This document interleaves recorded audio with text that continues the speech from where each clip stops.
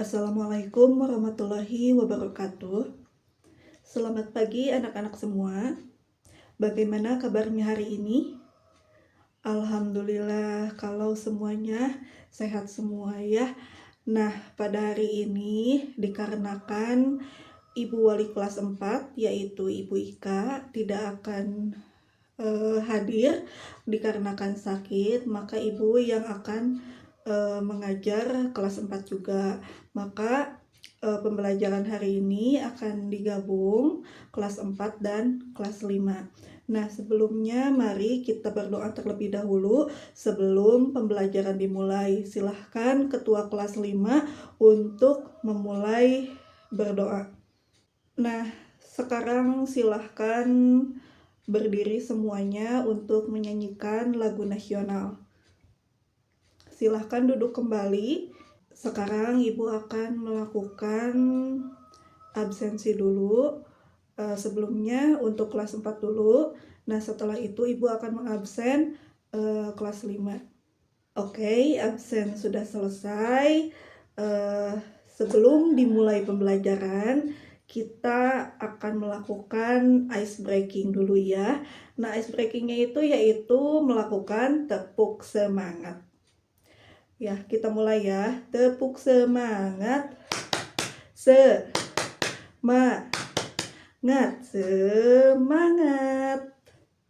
Baik, untuk pembelajaran hari ini ya, untuk kelas 4 dulu. Nah, kita akan belajar tentang lembaga-lembaga yang ada di pemerintah desa dan kecamatan. Kemudian untuk kelas 5, nah kita akan belajar tentang konsep Negara Kesatuan Republik Indonesia beserta karakteristiknya. Maka tujuan pembelajaran hari ini yaitu untuk kelas 4, kita akan mengidentifikasi lembaga-lembaga yang ada di pemerintah desa dan kecamatan. Lalu untuk kelas 5, tujuan pembelajarannya yaitu mengenal dan memahami karakteristik konsep Negara Kesatuan Republik Indonesia. Untuk kelas 4 ya, kita belajar mengenai lembaga-lembaga yang ada di pemerintah desa dan kecamatan. Nah, yang pertama untuk tingkat desa dulu ya. Tingkat desa itu yaitu tingkat terendah lembaga yang ada di Indonesia. Nah, berikut lembaga-lembaganya. Yang pertama ada kepala desa atau lurah. Nah, beliau adalah pemimpin utama desa yang bertugas memimpin penyelenggaraan pemerintah desa, melaksanakan pembangunan, membina masyarakat, dan memberdayakan masyarakat desa. Nah, lalu yang kedua ada perangkat desa. Nah, mereka adalah staf yang membantu kepala desa seperti sekretaris desa yang mengelola administrasi atau kepala urusan yang mengurus pelayanan masyarakat. Lalu yang ketiga ada BPD atau Badan Permusyawaratan Desa.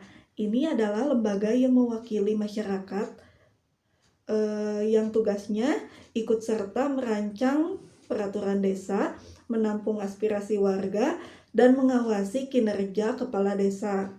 Jadi, secara keseluruhan, tugas pemerintah desa yaitu yang pertama, untuk menyelenggarakan pemerintahan desa sesuai aturan dan menjaga ketertiban masyarakat.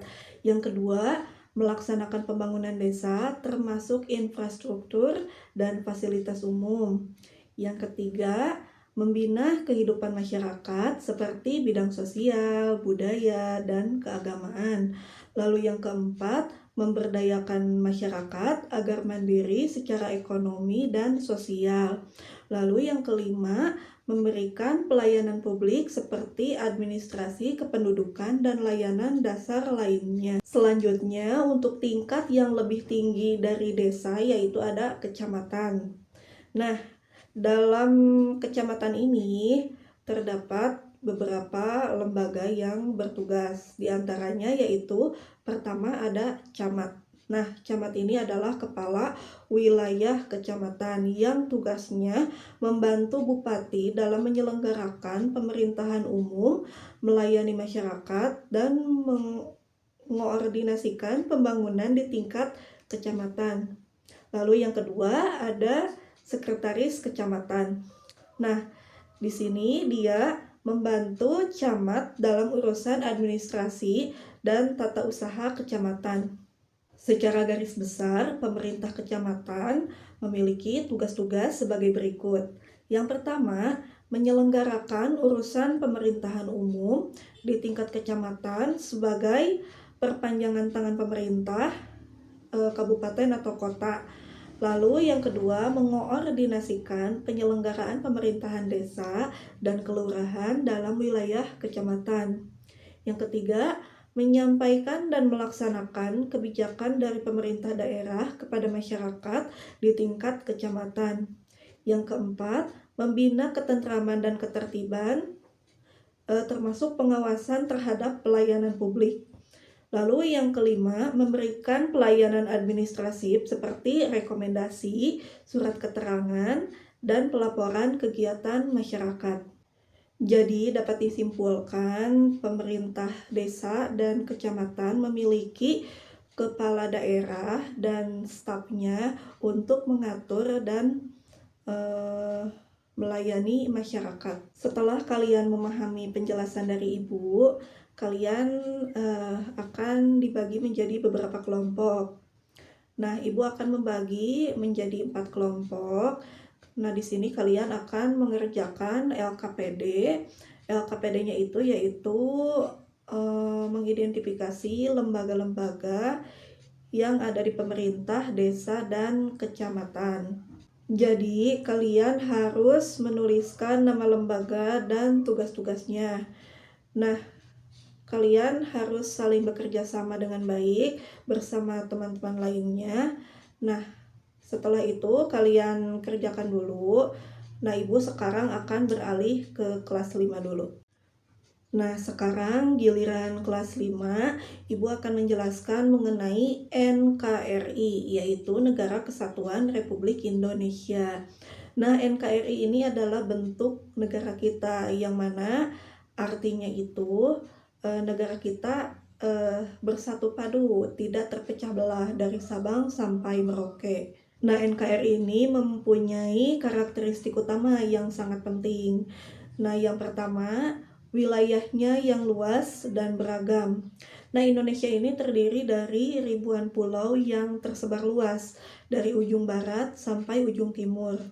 Lalu yang kedua, terdiri dari banyak pulau. Nah, kita punya pulau-pulau besar seperti Sumatera, Jawa, Kalimantan, Sulawesi, Papua, dan pulau-pulau lainnya. Lalu yang ketiga, memiliki satu pemerintah pusat. Nah, meskipun wilayahnya luas, kita semua diatur oleh satu pemerintah pusat yang berkedudukan di ibu kota negara. Nah, yang keempat, memiliki keanekaragaman budaya. Kita punya banyak suku, bahasa, adat istiadat, dan agama yang berbeda-beda. Tapi semuanya bersatu dalam bingkai NKRI atau Negara Kesatuan Republik Indonesia. Nah, pentingnya NKRI itu yaitu karena dengan bersatu kita menjadi kuat, mempunyai identitas, dan bisa membangun masa depan bersama.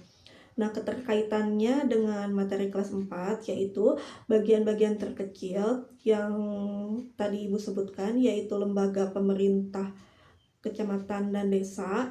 Nah, itu akan membentuk satu kesatuan negara kita, yaitu NKRI. Jadi, lembaga desa dan kecamatan bila bekerja dengan baik, maka mereka akan membantu dan menjaga keutuhan dan kemajuan NKRI secara keseluruhan. Jadi, dari bagian terkecil hingga terbesar sangat penting untuk menjaga NKRI. Nah, selanjutnya untuk kelas 5, seperti tadi halnya kelas 4, kalian akan mengerjakan LKPD. Nah, kalian harus mendiskusikan dan mencatat Karakteristik utama Negara Kesatuan Republik Indonesia. Jadi kalian dibagi menjadi 4 kelompok. Setelah itu kalian akan mempresentasikan hasil tugasnya di depan kelas. Baik, apakah kalian sudah selesai mengerjakan LKPD-nya? Nah, kalau sudah selesai, silahkan untuk kelas 4 dulu untuk mempresentasikan hasil tugasnya. Kemudian nanti dilanjut kelas 5 untuk mempresentasikan hasil tugasnya. Baik, berikan tepuk tangan semuanya karena kalian sudah mempresentasikan hasil tugasnya dengan baik dan lancar. Alhamdulillah, pembelajaran hari ini sudah selesai. Apakah ada materi yang kurang dipahami?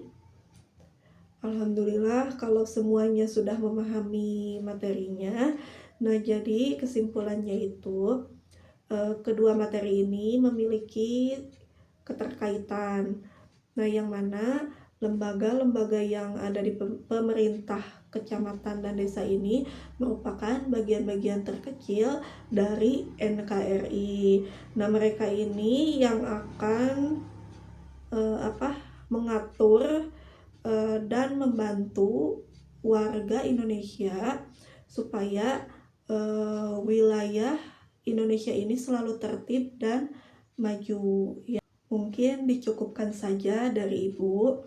Mudah-mudahan ya Ibu Wali kelas 4, Ibu Ika, semoga segera lekas sembuh supaya nanti kelas 4 akan mendapatkan pembelajaran lebih dalam mengenai lembaga-lembaga yang ada di pemerintah kecamatan dan desa oleh Ibu Wali kelasnya.